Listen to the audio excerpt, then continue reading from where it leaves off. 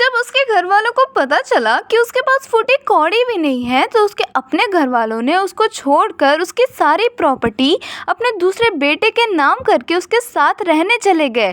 पर उनको नहीं पता था कि जिसे वो नकारा समझ कर आए हैं उसके पास 6 करोड़ रुपए हैं और वो आगे जाकर और भी ज्यादा अमीर बनने वाला है।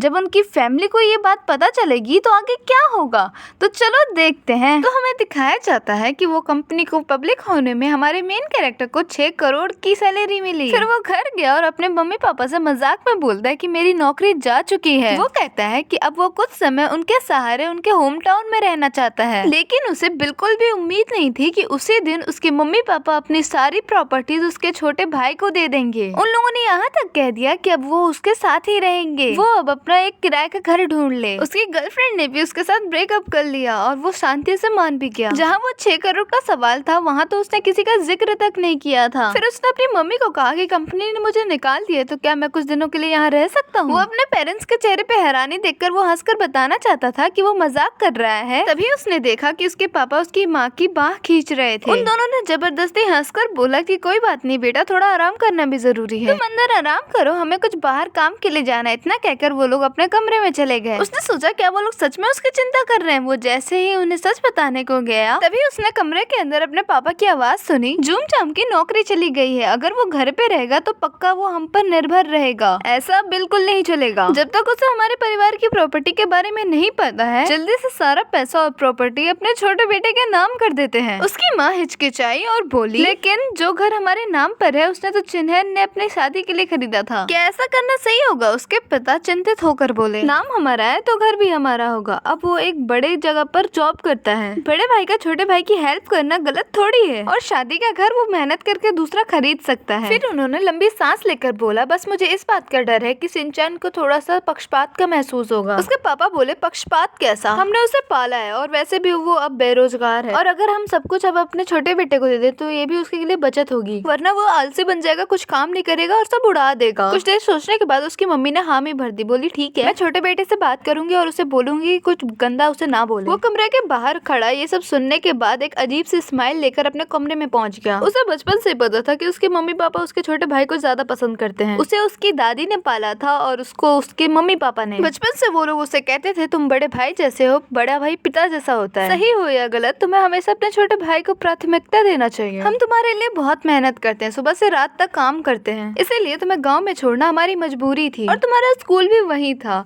इसलिए तुम्हें वहाँ से यहाँ लाना बहुत बड़ी चुनौती हो जाती, और अभी हमें तुम्हारे छोटे भाई पर ध्यान देना है। उसने हमेशा उनकी हार्ड वर्किंग को समझा। उसने अपने कॉलेज के फर्स्ट ईयर से उनसे बिल्कुल एक पैसा भी नहीं लिया। वो पार्ट टाइम करके अपने छोटे भाई की फीस तक भरता था। ग्रेजुएशन के बाद उसने 8 साल तक मेहनत की और आखिरकार उसने अपने होम टाउन में 2 बेडरूम का घर खरीदा। वो अपनी गर्लफ्रेंड के साथ उससे शादी के बाद उसे इस्तेमाल करना चाहता था, पर उसके भाई ने कहा, मेरी फर्स्ट बार बायर एलिजिबिलिटी खराब मत करो, घर मम्मी पापा के नाम ले लो, क्या पता फ्यूचर में बीजिंग में ही उसे घर खरीदने का मौका मिल जाए। उसने सोचा परिवार में क्या फर्क पड़ता है, इसलिए वो मान गया। उसे पता ही नहीं था कि वो लोग तभी से प्लान बना रहे थे। असल में वो घर इस बार सरप्राइज देने आया था। जिस कंपनी में उसने इन्वेस्ट किया था उसे पब्लिक होने के बाद उसे 6 करोड़ से ज्यादा का डिविडेंड मिला था, और हर साल उसे आगे भी ऐसे ही मिलता रहेगा। और अब वो फाइनेंशियल रूप से बहुत ज्यादा ही स्ट्रॉन्ग हो चुका था, और वो सोच रहा था कि वो अपने मम्मी पापा के लिए एक विला खरीदेगा और छोटे भाई के लिए कुछ दुकान और कार दिलाऊं, और मैं उनको हर साल लाखों रुपए दूंगा। वो सोच रहा था कि पूरा परिवार साथ में घूमने जाए, कितना अच्छा लगेगा। इसलिए उसने बस मजाक में कहा था कि वो अब उनके सहारे ही रहेगा, पहले वो उन्हें डराए फिर उन्हें सच बता देगा कि उनका परिवार अब अमीर हो चुका है। पर उसे बिल्कुल भी उम्मीद नहीं थी कि झटका उसे ही लगेगा। अपने मॉम डैड की बात सुनने के बाद भी उसे अभी भी विश्वास था कि उसका छोटा भाई ऐसा बिल्कुल भी नहीं करेगा। बचपन से ही उसने हमेशा उसे अच्छी चीजें दी थी।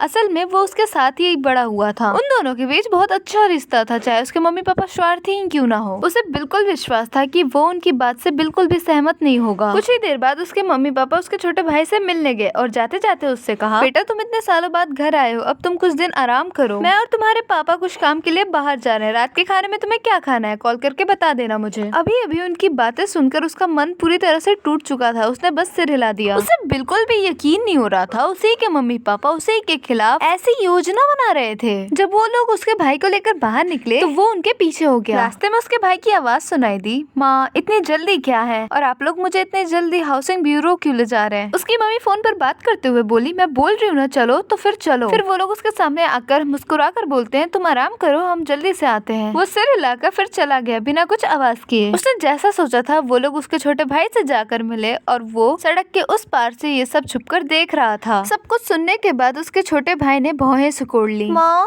पापा, ये सब सही नहीं है। आप लोग बड़े भैया के साथ ऐसा कैसे कर सकते हैं?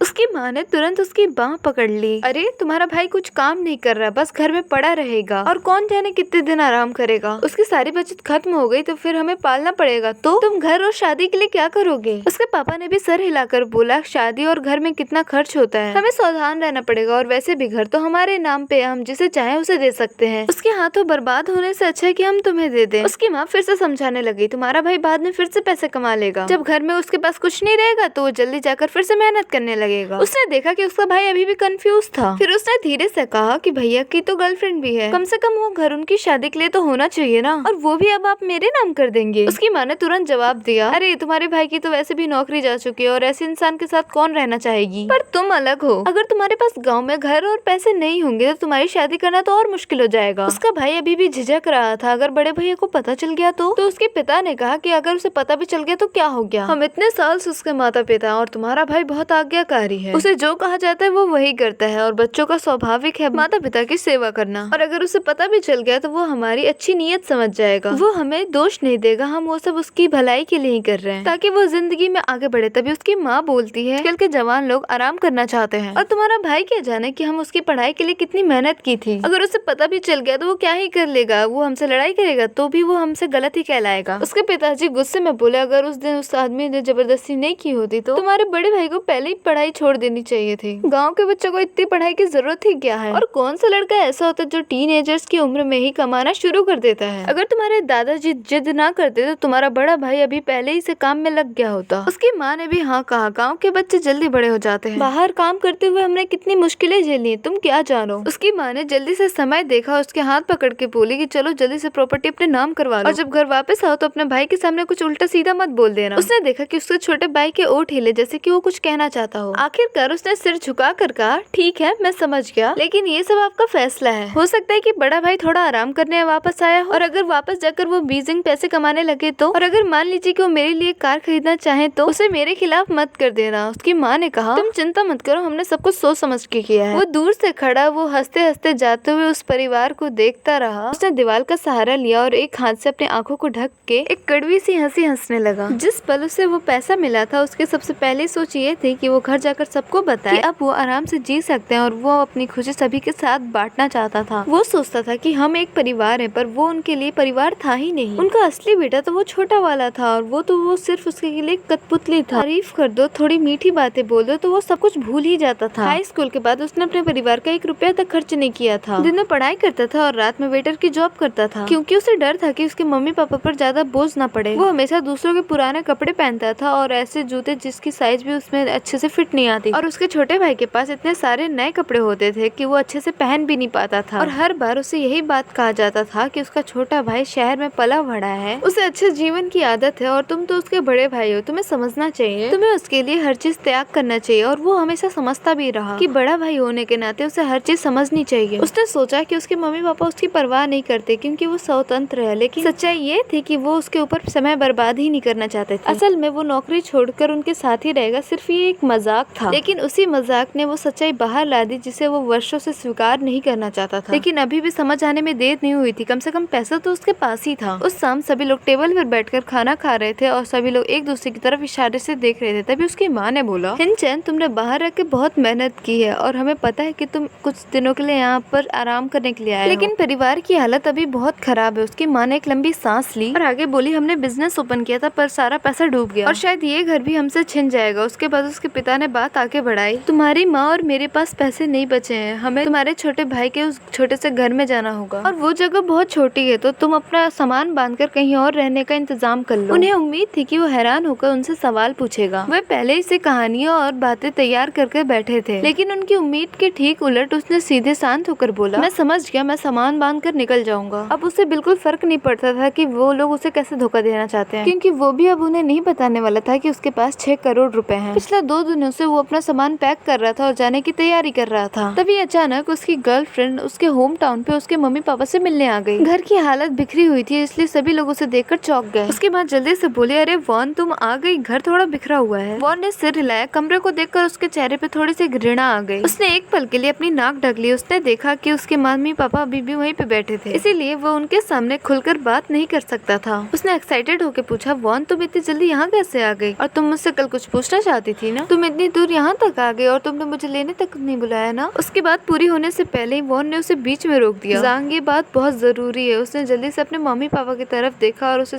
सीधे अपने कमरे में ले गया और दरवाजा बंद कर दिया। वॉन, मैं तुम्हारे लिए पानी लाता हूँ, उसने ठंडे स्वर में बोला। अभी हम ब्रेकअप कर रहे हैं। उसकी बात सुनकर वो वहीं पर एक पल के लिए शॉक्ड हो गया। उसने उसे शॉक्ड होकर पूछा, वॉन इतना अचानक क्यों? मेरे पास तुम्हें बताने के लिए एक अच्छी खबर भी है।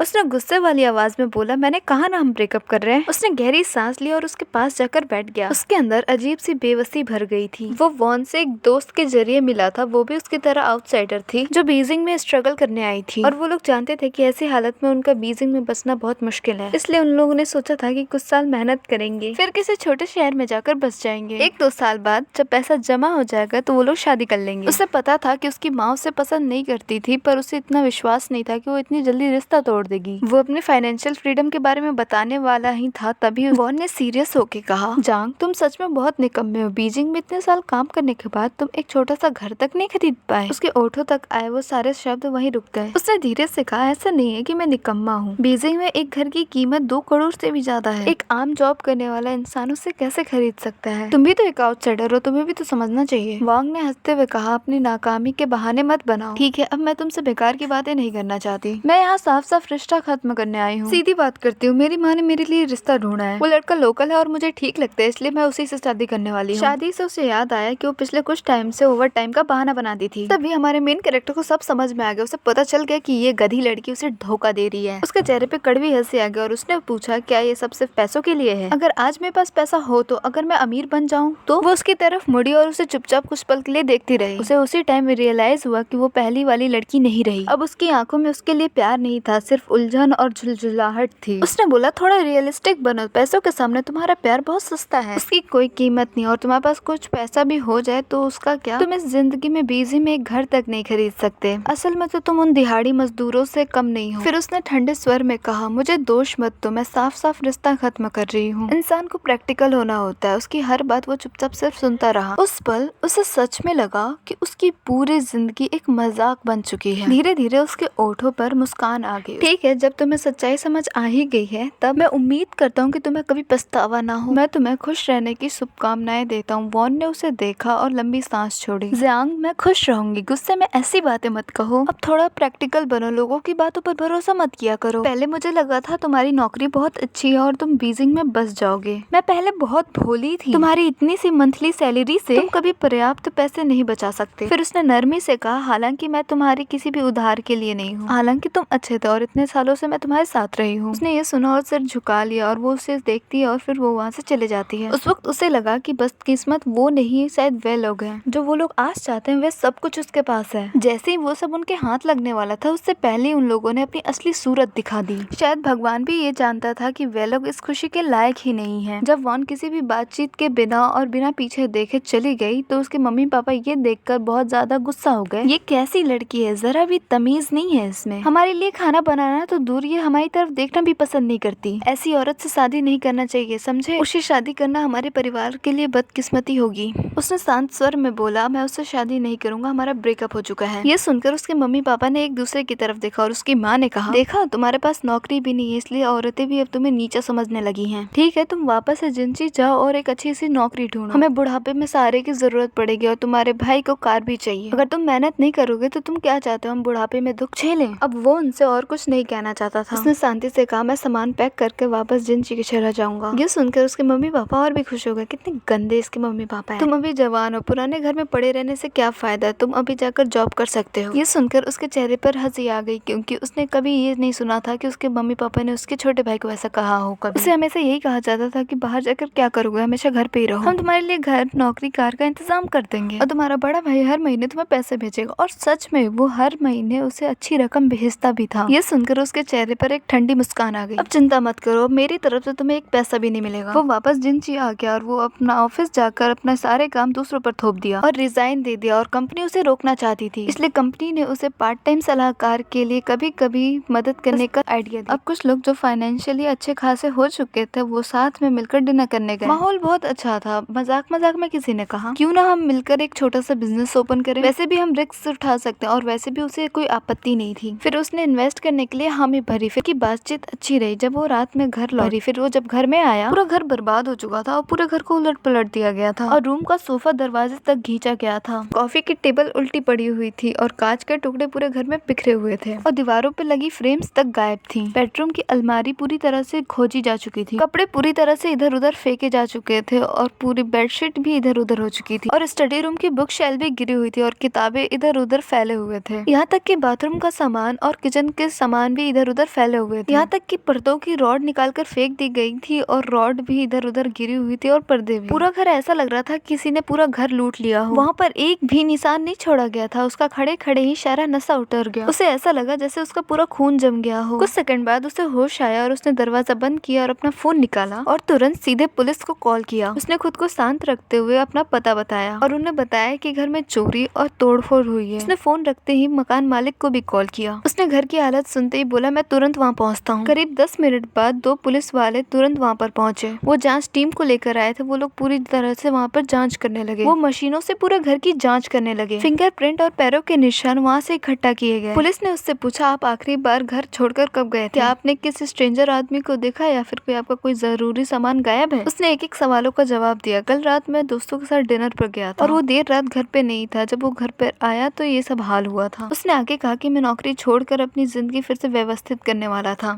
इसलिए उसने ज्यादा नगद पैसे और जरूरी सामान तिजोरी में रखे थे। लेकिन तिजोरी तो तोड़ दी गई और उसमें रखा कीमती सामान एक भी नहीं बचा। यहाँ तक कि रोजमर्रा का सामान भी उठा ले गए हैं। थोड़ी देर में मकान मालिक भी वहाँ पहुँच गया। जैसे ही उसने घर की हालत देखी, उसका चेहरा सफेद पड़ गया। वो बिखरे हुए सामान की तरफ इशारा करते हुए लंबे समय तक कुछ बोल ही नहीं पाया। आखिरकार उसने कांपती हुई आवाज में बोला, आखिरकार यहाँ पर हुआ क्या है? मकान मालिक गुस्से और दुख में बोला, मैंने ऐसा कौन सा पाप किया था जो मुझे ये सब देखना पड़ रहा है? अभी कुछ महीनों पहले मैंने इस पूरे घर का रेनोवेशन करवाया था और तुम्हें किराए पे दिया था। उसने तुरंत उससे माफी मांगी, मैं सभी की भरपाई कर दूंगा। फिर उस जाकर उसका चेहरा थोड़ा नरम हुआ। वो एक तरफ खड़ा होकर पुलिस की जाकर हेल्प करने लगा। पुलिस ने लगभग आधे घंटे से इधर उधर से बहुत सारे सबूत इकट्ठा किए। कमरों में कुछ मिला तो नहीं, पर बहुत सारे सबूत उन्हें मिल गए। उन्हें बहुत सारे फिंगरप्रिंट्स भी मिले। पुलिस ने कहा कि वो बिल्डिंग की सीसीटीवी फुटेज चेक करेंगे और जल्द से जल्द उन चोरों की पहचान करेंगे। उन्होंने उसे चोरी हुए सामान की सूची देने को कहा। फिर वो लोग वहाँ से चले गए। फिर पुलिस के जाने के बाद वो और मकान मालिक घर को थोड़ा समेटने लगे। हर तरफ फैली बर्बादी को देखकर मकान मालिक उससे शिकायतें करते हुए बोल रहे थे, हमारे मेन कैरेक्टर ने पूरे जिंदगी में ऐसा मामला नहीं देखा था, इसलिए उसका भी दम घुट रहा था। उसने कभी भी किसी का इतना बुरा नहीं किया था कि कोई उसके बदले के लिए सिर्फ उसका पूरा घर ही खाली कर दे। यहाँ तक कि अलमारी में रखी रोजमर्रा की चीजें भी उठा ले जाना सच में बहुत अजीब बात थी। अगली सुबह पुलिस स्टेशन से पुलिस का कॉल आया और उन्होंने उसे वहाँ बुलाया था। उन लोगों ने सीसीटीवी फुटेज देख ली है। कल उनके घर में एक औरत और कुछ आदमी लोग आए। वे कई बड़े बड़े बॉक्स बाहर ले गए, फिर बाद में गाड़ी में भरकर ले गए। फिर उस ऑफिसर ने बोला, बहुत सारी जांच पड़ताल से हमने एक महिला की पहचान कर ली है और बाकी 2 लोग किसी मूविंग कंपनी के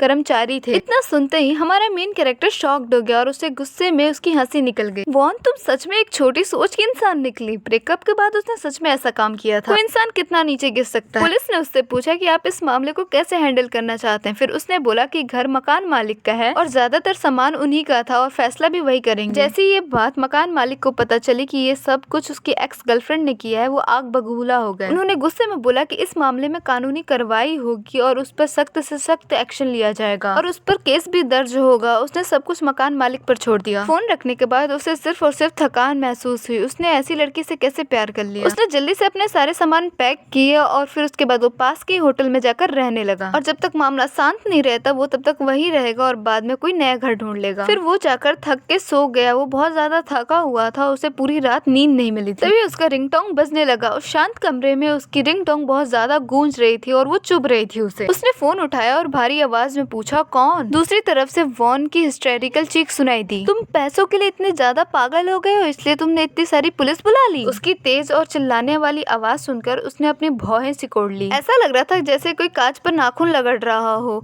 उसने तुरंत फोन को दूर कर लिया। उसने फोन पर देखा वो सच में वॉन का ही नंबर था। उसके अंदर का गुस्सा तुरंत भड़क उठा। उसने ठंडी हंसी हंसकर बोला, वॉन मुझे अभी भी शक है तुम्हारे पास दिमाग है या नहीं। ये घर मकान मालिक का था और उसमें रखे हुए ज्यादा से ज्यादा सामान भी उसी के थे और तुमने उस पर अपना हक जताकर मनमानी करके वो सारे सामान अपने साथ ले गए। ये लड़की तो पूरी चोरनी निकली। उसकी ये सारी हरकत उसे बहुत ज्यादा हंसने वाली लग रही थी। वॉन फिर चीखते हुए बोली, क्या मतलब वो सब मकान मालिक का था? वो सारे सामान मेरे थे, वो सब मैंने खरीदवाए थे। वो सारी लिस्ट मैंने बनाई थी। जो पर्दे तुमने खरीदे थे, जो किचन के सामान थे, बेड के सामान थे, वो सब कुछ मैंने ये सब नोट किया था। और अब जब हमारा ब्रेकअप हो गया तो अपनी चीजें ले जाने में क्या हर्ज है? तो फिर तुमने पुलिस क्यों बुला ली? अपनी कंप्लेंट जल्दी से वापस लो वरना मैं तुम्हें छोड़ूंगी नहीं। ये सुनकर हमारे मेन कैरेक्टर का खून खौल उठा और वो सोचने लगा कि उसने सिर्फ सामान चूज किए थे, सारे पैसे तो मेरे थे ना। असल में वो सारे सामान मकान मालिक के ही थे पर असल में वो अपने बेहिचक वो खुद के बता रही थी। इतनी बेशर्म औरत तो मैंने कहीं नहीं देखी। फिर उसने बोला, ठीक है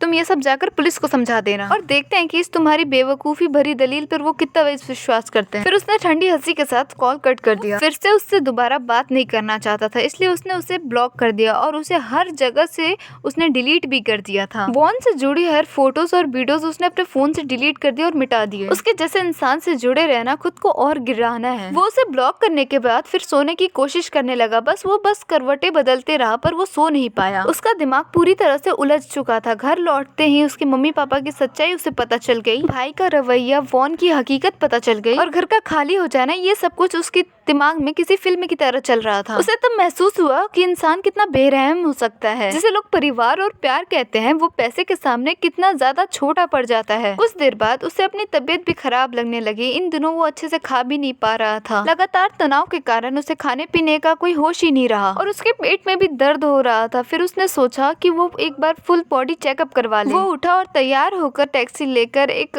बीजिंग के सबसे बड़े हॉस्पिटल में चला गया। फिर वहाँ जाकर उसने अपने पूरे शरीर की जांच करवाई और रिपोर्ट आने में 3 दिन लग जाएगा। इन 3 दिनों में वो मकान मालिक वाले मामले को भी निपटाता रहा और साथ ही में दोस्तों के साथ नई कंपनी खोलने की बात भी चलती रही। मकान मालिक के बिल्डिंग के सीसीटीवी फुटेज भी मौजूद थे। वान समझ गई थी कि गलती उसी की थी। आखिरकार उसने मकान मालिक को 20,000 युवान मुआवजे के तौर पर दी। तब जाकर वो मामला खत्म हुआ और फिर उसे जाकर पता चलता है कि उसके लोकल बॉयफ्रेंड के साथ भी उसका ब्रेकअप हो चुका है। उसका बॉयफ्रेंड कह रहा था कि वो गधी थी, उसके पास दिमाग ही नहीं था, पागल औरत ने सब कुछ खत्म कर दिया मेरा। ये सुनकर हमारे मेन कैरेक्टर को अंदर से सेटिस्फेक्शन मिला। उसे सब कुछ अपना खुद ही से खत्म कर दिया था। 3 दिनों बाद हमारा मेन कैरेक्टर हॉस्पिटल अपना रिपोर्ट लेने जाता है। वो अपनी रिपोर्ट्स देखकर पूरी तरह से शॉक्ड हो जाता है। उसकी आंतों में कई सारे ऑलिव्स पाए गए थे। फिर डॉक्टर ने उसे समझाया कि उसे भविष्य में कैंसर हो सकता है, इसलिए वो जल्दी से जल्दी अपनी सर्जरी करवा ले। डॉक्टर ने ये भी कहा कि अपने खान-पान और अपने इमोशंस पर ध्यान रखें, ज्यादा स्ट्रेस मत लीजिए और अपने गुस्से पे कंट्रोल करिए। वो रिपोर्ट अपने हाथ में लेकर हॉस्पिटल से बाहर निकल आया। सड़क पर भीड़ देखते हुए उसके अचानक दिमाग में एक विचार आया, एक ऐसा विचार जिससे वह लोग जिन्होंने उसके खिलाफ साजिश रची थी उसकी कीमत चुकाए, क्योंकि वह लोग हमेशा पैसों को ही ऊपर रखते हैं। उसे सिर्फ वो लोग एक फूल समझते थे। क्यों ना वो उन्हें दिखाए कि उसकी हालत कितनी खराब है। वो ये देखना चाहता था कि वे लोग कितने ज्यादा स्वार्थी हैं और उसके मन में बची हुई एक आखिरी उम्मीद भी वो खत्म करना चाहता था। वो सबसे पहले मेडिकल शॉप गया, सर्दी बुखार की दवाइयाँ खरीद ली, फिर जानबूझकर बॉटल्स के लेवल्स फाड़ दिए। उसके बाद उसने अपने एक दोस्त से फेक मेडिकल रिपोर्ट बनवाई। उस रिपोर्ट में लिखा था कोलन कैंसर मिड स्टेज। उसमें तुरंत सर्जरी के लिए बताया गया था और सर्जरी का खर्चा पूरा 3 लाख बताया गया था। सब कुछ रेडी होने के बाद उसने कई रातें बिना सोए हुए गुजारी ताकि उसका चेहरा कमजोर और पीला दिखे। उसकी आंखें धंस गई, उसका चेहरा पीला पड़ गया और वो सच में बीमार लग रहा था। 1 महीने बाद उसकी सारी तैयारी पूरी हो गई और वो अपने कार में बैठकर अपने होम टाउन चला गया और सीधे अपने छोटे भाई के अपार्टमेंट में चला गया, जो कि किराए का था और वो बहुत ज्यादा छोटा सा था। वहाँ पर लिफ्ट भी नहीं थी और गलियारे में बहुत सारा सामान भरा पड़ा था और वहाँ से सीलन की बदबू आ रही थी। उसके बाद उसने गेट खोला और उस छोटे से कमरे में 3 बेडरूम ऐसे घुसाड़ दिए गए थे। पूरा घर कबाड़ खाना लग रहा था। चलने की भी जगह बहुत मुश्किल से बची हुई थी, सिर्फ इसलिए कि वो अपने छोटे भाई के लिए कार खरीदा और उसके मम्मी पापा उस छोटी सी जगह पर रहने के लिए रेडी भी हो गए थे। फिर वो और अंदर गया तो उसने देखा कि वो लोग मेज पर बैठकर खाना खा रहे थे। उसे देखते ही सभी लोग शॉक्ड हो गए और उनके चेहरे पर एक अजीब सी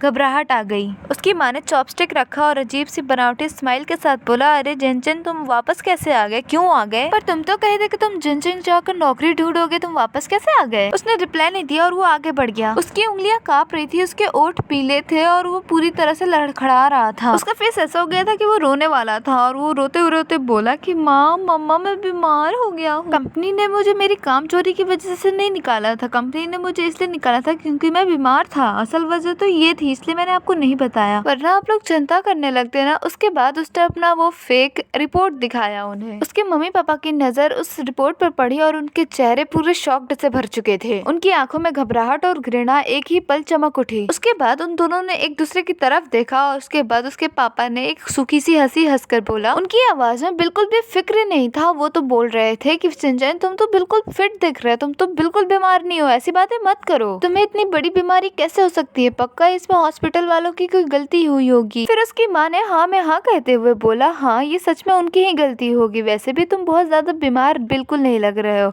और तुम बहुत फिट हो, इतने यंग हो, तुम्हें नहीं हो सकती ऐसी कोई बीमारी। फिर उसने गंभीर आवाज में बोला कि मैंने जब चेकअप कराया तो मुझे पता चला कि मुझे एक गंभीर कैंसर है। अभी ये ज्यादा गंभीर नहीं है, ये अभी भी ठीक हो सकता है। फिर वो थोड़ा सा रुक कर बोला, उसने थोड़ी सी उम्मीद दिखाकर बोला, माँ पापा, मुझे पता है कि अभी घर की हालत ठीक नहीं है और अभी आप लोग की हालत भी ठीक नहीं है, लेकिन जो मैंने शादी के लिए घर बनाया था उसकी कीमत लगभग अभी 3 लाख युआन तो होगी ही। और डॉक्टर ने कहा है अगर 3 लाख युआन का इंतजाम हो जाए तो मेरी सर्जरी भी हो सकती है और मेरी बीमारी भी कंट्रोल हो सकती है। उसके बाद उसने उम्मीद भरी नजरों से उन्हें देखा। उसकी उंगलियां सफेद पड़ चुकी थी, जैसे उसने पूरी उम्मीद अपने हाथों में बांध ली हो। माँ पापा, इसे बस आप लोग एक उधार समझ लीजिए। जब मैं ठीक हो जाऊंगा तो मैं पहले से ज्यादा मेहनत करूंगा, उसके बाद मैं आपके सारे पैसे लौटा दूंगा। फिर वो अपने भाई की तरफ देखा और बोला कि भाई की तो अभी नौकरी भी है, वो इतने साल से काम कर रहे तो उसके पास थोड़ी सेविंग्स तो होगी। प्लीज मुझे बचा लो, प्लीज मेरी हेल्प करो, मैं आपके सामने हाथ जोड़ता हूँ। उसके पापा ये सुनकर घबरा गए और उन्होंने रिपोर्ट पकड़ लिया और उनके हाथ पूरे कांप रहे थे और उन्होंने बोला कि मेरे पास अभी इतने पैसे नहीं है। उसकी माँ ने तुरंत बोला कि तुम्हारा भाई अभी अभी जॉब पे लगा है, उसके पास कहाँ से सेविंग्स होंगी। उसकी माँ ने चिंता ऐसे ही दिखाते हुए बोला कि तुम चिंता मत करो माँ पापा, तुम्हें ऐसे थोड़ी छोड़ेंगे, हम कुछ ना कुछ जरूर कर लेंगे। उसके पापा ने भी हाँ बोल दिया। वो लोग मदद करने की बातें तो कर रहे थे पर उनकी आंखें इधर उधर घूम रही थी, वो तो उसकी आंखों से नजरें भी नहीं मिला पा रहे थे अच्छे से। फिर उसके बाद वो लोग बोलते हैं कि चलो हम लोग अंदर जाके देखते हैं कि हमारे पास कितने पैसे हैं और हमें कितना इकट्ठा करने की जरूरत है। वो दोनों एक एक कर रूम में चले गए। वो सोफे से उठा और दबे पांव बालकनी की तरफ चला गया। बेडरूम की खिड़की पूरी तरह से बंद नहीं थी, एक छोटा सा गैप रह गया था। उसने जैसा सोचा था वहाँ से वैसी ही आवाजें आ रही थी। उन लोगों ने कमरे में जाते ही अपना नकली चेहरा उतार दिया। वे लोग अब खुल के हिसाब लगाने लगे थे। उसकी माँ की आवाज बिल्कुल घबराहट और चिंता से भरी हुई थी। ये उसे कैसी बीमारी हो गई? कैंसर तो बहुत पैसा निकल जाने वाली बीमारी होती है। उसका घर भी है पर वो अब बेरोजगार भी है और ऊपर से उसे कैंसर भी है। अगर वो बच गया तब भी वो भारी काम नहीं कर पाएगा। उसकी माँ लगभग टूटी हुई आवाज में बोली, ए भगवान, अगर हमने उसे पैसा भी दे दिया और घर भी दे दिया तो लगभग उसका इलाज नहीं हो पाएगा। आखिर में सब कुछ बेकार ही चला जाएगा। ये सुन के उसके पिता की आवाज भी गुस्से में थी। उन्होंने धीमे और साफ शब्दों में कहा, हम उसे पैसा नहीं देने वाले हैं। कैंसर इतनी आसानी से ठीक नहीं होता, वो सिर्फ पैसों की बर्बादी है। उसके बाद वो धीरे धीरे उसका शरीर गलने लग जाएगा और वो फिर खत्म हो जाएगा। इससे पूरा परिवार बर्बाद हो जाएगा और उसके कारण हाउ की शादी भी बर्बाद हो सकती है। उसकी माँ धीरे धीरे रोने लगी। उनकी आवाज में बेटे के लिए दर्द नहीं था बल्कि डर था। अब हम क्या करें? अगर उसे हम पैसा नहीं देंगे और घर नहीं देंगे तो वो अब हम पे आके चिपक जाएगा और पूरी जिंदगी हमारे भरोसे बैठ जाएगा। क्या हम उसे किसी लोकल डॉक्टर के पास नहीं भेज सकते हैं क्या? वो सस्ता भी होगा और वो उससे ठीक भी हो जाएगा। फिर उसके पापा झुंझुला कर बोले, जब वो वेस्टर्न डॉक्टर से ठीक नहीं हो पाया, उससे क्या खाक ठीक होगा? उसमें पैसा खर्च करने का कोई मतलब नहीं है, तुम कोई और तरीका ढूंढो, उसे कहीं इलाज के लिए भेज दो। सबसे बढ़िया ये होगा कि वो खुद का रास्ता खुद ढूंढे, ना कि अपने मम्मी पापा पर बोझ बने। वैसे भी उसके पापा ने धीरे आवाज में बोला, वैसे भी वो बचपन से अपने दादा दादी के साथ पला बढ़ा है और वैसे भी उसे हमसे लगाव कहाँ है। ये सुनते ही हमारे मेन कैरेक्टर का दिल पूरी तरह से ठंडा पड़ गया। उसका शरीर पैर से लेकर सर तक पूरी तरह से जम चुका था। उसके लिए वो सिर्फ उनके लिए एक आउटसाइडर ही था जिसे कभी भी छोड़ा जा सकता है। जब वो बीमार पड़ा, उसकी मदद करने के बजाय वो लोग तो उसे घर के बाहर फेंकने की बात करने लगे। वो लोग चाहते थे कि वो कहीं बाहर जाकर अकेले संघर्ष करे ताकि वो उन पर बोझ ना बने। फिर कुछ देर बाद उसकी माँ एक लंबी सांस लेकर बोली भारी आवाज में, अब कोई और रास्ता नहीं है। वैसे भी कुछ महीने पहले तुम्हारे पापा की टांग में चोट लगी थी। उस वक्त अस्पताल के खर्च में बहुत पैसा चला गया और अब घर में कोई बचत भी नहीं बची है। वैसे भी हम तुम्हारा इलाज फिर कहाँ से करेंगे? एक काम करते हैं, तुम्हें गाँव में ही किसी छोटे डॉक्टर से दिखा देते हैं, जैसे होगा वो जैसे तैसे जी लेगा। फिर उसके पिता चिढ़कर बोले, ये कैंसर है, इसमें कितना पैसा लगेगा क्या तुम्हें पता है? और तुम मेरी टांग का याद मत दिला, वैसे भी सब सारी गलती उस बुढ़े की है, उसे तो दखल देने की आदत है। वो बीच में जानबूझ के मुझे काम करवा रहा था खेत में। अब तो गाँव में कोई काम भी नहीं बचा, फिर भी वो बार बार कॉल करके पूछते कि तुम्हारी टांग ठीक हुई कि नहीं। वो फिर से मुझे काम के लिए बुलाना चाहता है। फिर उसके पापा फिर से झुंझुला कर बोले, मुझे उसकी बात से कोई फर्क नहीं पड़ता, वो तो एक बूढ़ा हो गया और उसे अपना घर चलाना तक नहीं आता, फिर भी दूसरों के कामों में दखल देता रहता है। ये सुनकर उसका पूरा खून खौल गया। उसके दादाजी की तबीयत खराब थी और उसने उन्हें बताया तक नहीं। उन लोगों ने उन्हें गाँव में अकेला छोड़ दिया था। यहाँ तक कि जब उसके दादाजी के सर पे चोट लगी थी तब भी उन लोगों ने उनकी बिल्कुल परवाह नहीं की। आखिर फिर भी इन लोगों ने उनकी परवाह नहीं की थी। आखिर ये लोग कैसे लोग हैं? कोई इतना निर्दयी कैसे हो सकता है? उसके दादाजी ने उसे बचपन से पाला पोसा है, उन्होंने अपने बच्चों के लिए अपनी पूरी जिंदगी लगा दी, फिर भी ये लोग इतने हरामखोर कैसे हो सकते हैं? उसके गुस्से से पूरे दांत भींजे हुए थे और उसने पूरे रेलिंग को इतनी जोर से पकड़ा था कि उसका पूरा हाथ सफेद हो चुका था। हथेलियों में खून धस चुके थे और उसके मुंह में खून का स्वाद था। तभी उसे एहसास हुआ था कि वो अभी उन्हें अच्छे से जान ही नहीं पाया था। उनका लालच और उनका निर्दयपन इतना ज्यादा था कि वो सोच भी नहीं सकता था। अब वो उन पर दोबारा कोई मौका नहीं देगा और उन पर वो कभी भी भरोसा नहीं करेगा। शाम को उसका छोटा भाई काम से वापस आया, उसकी नजर सीधे उसके बड़े भाई पे पड़ी। आंखें धसी हुई थी और उसका पूरा शरीर बेजान सा लग रहा था और वो सोफे पे बैठा था। उसे देखकर उसका छोटा भाई भी चौंक गया और वो अच्छे से पूछता है, भैया आप यहाँ कब आए और आपको ये क्या हो गया? आप इतने कमजोर कैसे लग रहे हैं? उसके मम्मी पापा को ये भरोसा नहीं था कि वो अभी तक यहाँ पर रुका हुआ है। उन्हें लग रहा था कि उसने उनकी बातें नहीं सुनी है। वो लोग जल्दी से उसके छोटे भाई का हाथ पकड़ के उसे भी रूम में ले गए। फिर उसके बाद उन लोगों ने कमरा बंद कर लिया और फिर से वो लोग वही सारी बातें करने लगे। उसे घर से भगाने की योजना बनाने लगे। ये सारी बातें वो बालकनी से सुनने लगा। अंदर से उसके छोटे भाई की आवाज आई और उसकी आवाज में थोड़ी सी झिझक लग रही थी, लेकिन भैया की आवाज तो ठीक लग रही थी। जब मैं आया था वो लिविंग रूम में बैठे हुए थे, उनकी हालत तो उतनी गंभीर तो नहीं लग रही थी। कहीं ये गलत इन्फॉर्मेशन तो नहीं है ना? उसकी माँ जल्दी से बोली, ये गलत इन्फॉर्मेशन कैसी हो सकती है? वहाँ पर तो वो हॉस्पिटल का रिपोर्ट भी रखा हुआ है, वैसे भी वो नकली कैसे हो सकती है? अब तुम ये सब छोड़ो और तुम ये सोचो कि तुम्हारे छोटे बेटे को बाहर कैसे भेजा जा सके। फिर उसके बाद कमरे से धीमी आवाजें आने लगी, जैसे कि वो लोग कोई चर्चा कर रहे थे। उन लोगों ने कहा कि कोई जगहों पर टूर ग्रुप के नाम पे उन्हें बाहर भेजा जाता है, लेकिन असल में उन्हें वहाँ पहुँचने के बाद उन्हें बंदी बना लिया जाता है। उनसे जबरदस्ती काम करवाया जाता है, स्कैम करवाया जाता है। अगर वो लोग काम करने से मना करें तो उन्हें पीटा भी जाता है। एक बार वहाँ पहुँचने के बाद लगभग वहाँ से वापस आना बिल्कुल नामुमकिन है। ये सुनने के बाद उसके पापा बोलते हैं, बिल्कुल सही, वैसे भी तुम्हारे भाई को कैंसर है और उसे ये सब पता चलेगा तो वैसे भी वो समझ जाएगा कि उसकी जिंदगी खत्म हो चुकी है। उसकी माँ फिर जल्दी से बोलते हैं कि हम उसे कहेंगे कि ईस्ट सिटी में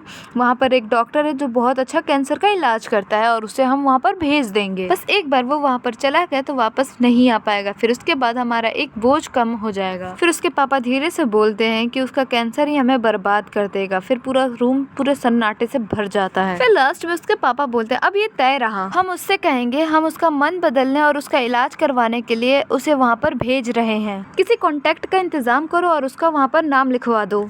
लेकिन सब कुछ बहुत साफ सुथरे तरीके से होना चाहिए, उसे बिल्कुल भी पता नहीं चलना चाहिए। उसके बाद कमरों से धीमी धीमी करके आवाज आने लगी। शायद वो लोग प्लानिंग कर रहे थे। वो बालकनी से खड़ा सब सुनता रहा, पर अब उसके दिल में अब कोई इमोशंस नहीं बचे हुए थे, ना रोना ना दुख, बस एंडलेस बर्फ जैसी ठंडक। वो लोग उसे इतना बड़ा बोझ समझने लगे थे कि उसे वो दूसरी जगह ले जाकर गायब कर देना चाहते थे। अब वो लोग उसके लिए परिवार नहीं रहे थे, वो लोग सिर्फ उसके लिए वैसे लोग बन चुके थे जो उसके लिए साजिश रच रहे थे। और सबसे अच्छी बात ये थी कि वो पहले उनसे मुंह मोड़ चुका था और उसे ये सब पहले से पता था। वो उनके प्लानिंग को बिल्कुल सफल नहीं होने देगा, इसलिए उसने अपना फोन निकाला और अपने एक दोस्त को मैसेज किया। उसने उसे लिखा कि उसे अगले दिन एक नाटक करना है। उसने उसे एड्रेस भी भेजा और कहा कि अपने साथ कुछ लोगों को भी लेकर आना। उसने फीस की भी बात कह दी। फिर उसका दोस्त बोलता है कोई दिक्कत नहीं, हम कल सुबह समय पे पहुंच जाएंगे। मैसेज करने के बाद उसने फोन रख दिया और वापस सोफे पे बैठ गया। अभी भी उसके चेहरे पर वैसा ही टूटा हुआ फेस बना हुआ था और वो पूरा बिखरा हुआ और तनाव में लग रहा था। वो इंतजार कर रहा था कब वो लोग बाहर आए और वो उनका नया नाटक देखे। अगले सुबह सूरज निकलने से पहले उसका छोटा भाई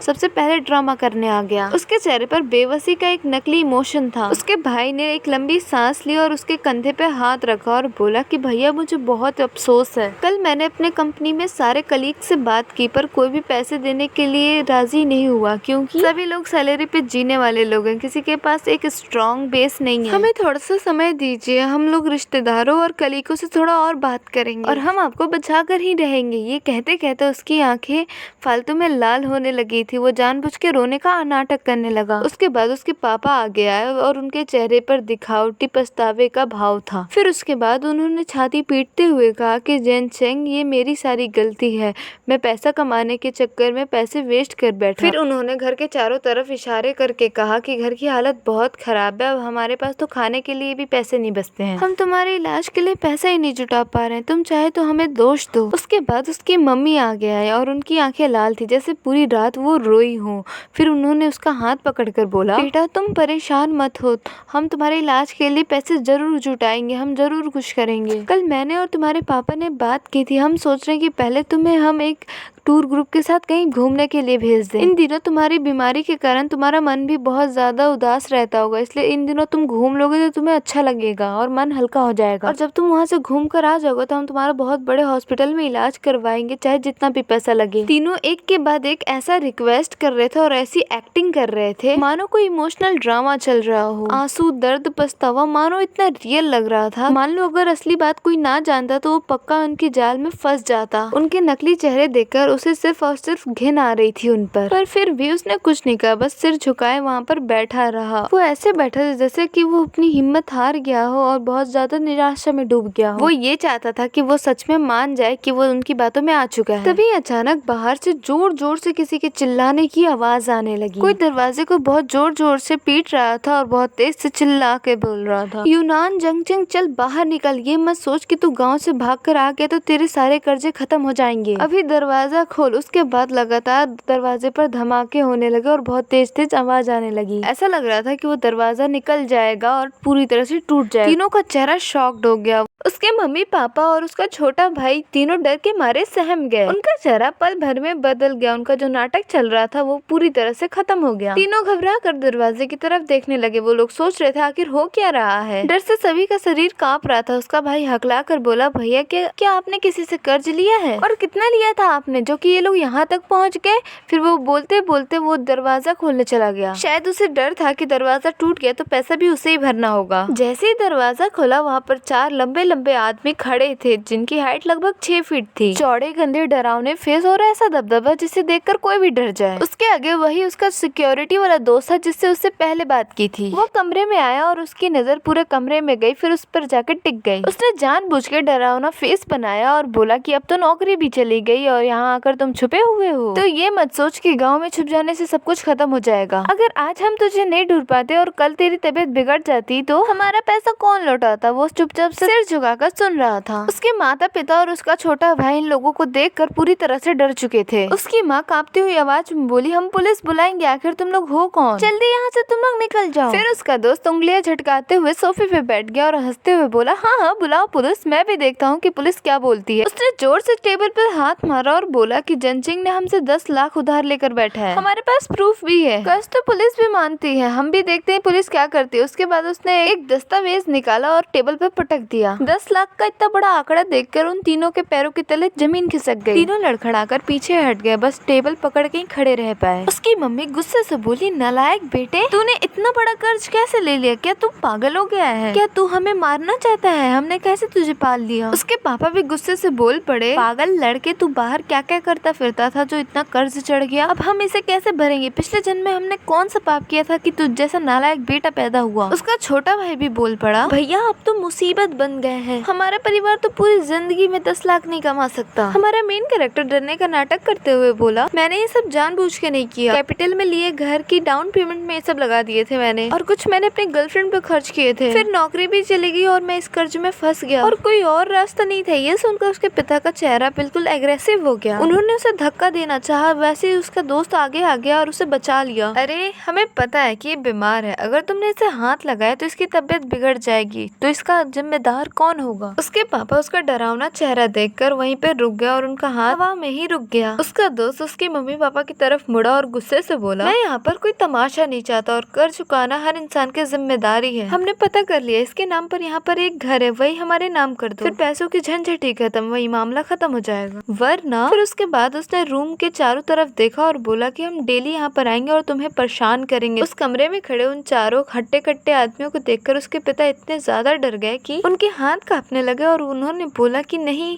वो उसका घर नहीं है, वो हमारा घर है, उसका उससे कोई लेना देना नहीं है, हम तुम्हें वो नहीं दे सकते। उसके बाद उसका दोस्त हंसा, फिर उसके बाद उसने एक पेपर निकाला और टेबल पर रख दिया। ठीक है, अगर तुम घर नहीं देना चाहते तो तुम इस पर साइन कर दो। उसके बाद उसने साफ शब्दों में कहा कि इसमें लिखा है कि तुम्हारे बड़े बेटे से इसके बाद कोई रिश्ता नहीं रहेगा, उसकी जिंदगी और उसके हालात से फिर कोई तुम्हारा संबंध नहीं रहेगा, फिर हम तुम्हारे बेटे को अपने साथ ले जाएंगे। वो हल्का सा झुका और हंसने लगा, और बाकी उससे पैसा कैसे निकालना है हम उससे जान लेंगे। बीमार है तो क्या, पैसा निकालने के तरीके बहुत सारे होते हैं। ये सुनते ही उसके पेरेंट्स और उसके छोटे भाई की आंखें चमक उठी, जैसे कि डूबते को सहारा मिल गया। उनके चेहरे पर राहत और खुशी साफ दिखाई दे रही थी। उन्होंने जल्दी से वो एग्रीमेंट उठा लिया, उन्होंने जल्दी जल्दी साइन किया और अपने नाम के साथ अपने फिंगरप्रिंट भी डाल दिए। उनके चेहरे पे जरा सा भी दुख नहीं था, सिर्फ भावना थी। आखिरकार हमें इस बोझ से छुटकारा मिल गया। उसके बाद उन्होंने जल्दी से वो एग्रीमेंट उसके दोस्त के हाथ में थमा दी। उसके पापा ने यहाँ तक कह दिया कि इसे जल्दी से यहाँ से ले जाओ, हमारा इससे कोई रिश्ता नहीं, और भविष्य में किसी भी बात के लिए हमारे पास अब मत लाना। उसकी माँ ने भी हामी भरी और फिर वो बोलती है कि हमने तो इससे पहले ही रिश्ता तोड़ दिया था, अब बस तुम लोग इसे जल्दी से यहाँ से ले जाओ। उसके छोटे भाई ने भी राहत भरी सांस ली और हाथ हिलाकर बोला, बस यहाँ से जल्दी से चले जाओ, हमें परेशान मत करो। उसका दोस्त रिश्ता तोड़ने वाले सर्टिफिकेट को अपने हाथ में पकड़ा हुआ था। उसने दांत पीसा और गुस्से से बोला, मैंने आज तक तुम जैसा परिवार नहीं देखा। तुम्हारा खुद का बेटा बीमार है और तुम उसकी मदद करने के बजाय तुम उसे खुद चाहते कि वो तुमसे अलग चले जाए। फिर वो हल्का हंसते हुए बोला, ठीक है, मैं इसे अपने साथ ले जा रहा हूँ, फिर बाद में तुम लोग पछताना मत। फिर हमारे मेन कैरेक्टर ने उन्हें आखिरी बार देखा। उनके चेहरे पर सिर्फ राहत थी और खुशी थी, ना दुख, ना चिंता, ना प्यार। उसी पल उसके दिल में बची वो आखिरी उम्मीद भी खत्म हो गई। उसने बिना पीछे मुड़े उस घिनौनी बिल्डिंग से बाहर चला गया। जैसे ही कार आगे बढ़ी फिर माहौल ठंडा हो गया। फिर उसका दोस्त खिड़की नीचे गया और गुस्से से बोला, भाई तुम्हारा परिवार तो सोच से भी ज्यादा गिरा हुआ निकला। ये देखकर दिमाग घूम गया मेरा। ये परिवार नहीं, अजनबियों से बदतर है। उसने उसकी तरफ देखकर बोला, अच्छा हुआ सब खत्म होगा, अब तुम रिश्ता भी खत्म कर दो, बाद में तुम्हें उनसे दोबारा नहीं जूझना पड़ेगा। बाकी लोग भी सिर हिलाते हैं। वो लोग भी कह रहे थे कि पूरी जिंदगी में वैसा परिवार उन लोगों ने कभी नहीं देखा। उसके बाद उसने सभी का अच्छे से हाथ पकड़ा और धीरे धीरे कर सभी को 2-2 हजार देने लगा। पहले सभी ने मना किया, अरे रहने दो ना, दोस्ती में क्या पैसे लेना। फिर भी उसने जबरदस्ती उन सभी को पैसे दे दिया। उनके जाने के बाद वो एक पल भी नहीं रुका। उसने जल्दी से अपनी कार उठाई और अपने दादाजी के गाँव पहुँच गया। उसके हाथ में वही रिश्ता खत्म करने वाला सर्टिफिकेट था और गाड़ी बहुत तेज सड़क पर दौड़ रही थी। उस वक्त उसके दिमाग में सिर्फ एक ही बात थी, उसे अपने दादाजी को ढूंढना और शहर ले जाकर उनका सबसे बेस्ट इलाज करना है। गांव की सड़कें बहुत खराब थी। लगभग 2 घंटे बाद वो जैसे तैसे अपने दादाजी को ढूंढ लेता और उनके घर पहुंचता है। उसने देखा कि आंगन में घास लगी हुई थी, जैसे कि किसी ने बहुत लंबे समय से सफाई नहीं की। उसके दादाजी आंगन में बैठे धूप सेक रहे थे। उनके सफेद बाल बिखरे हुए थे और उनकी कमर झुक चुकी थी।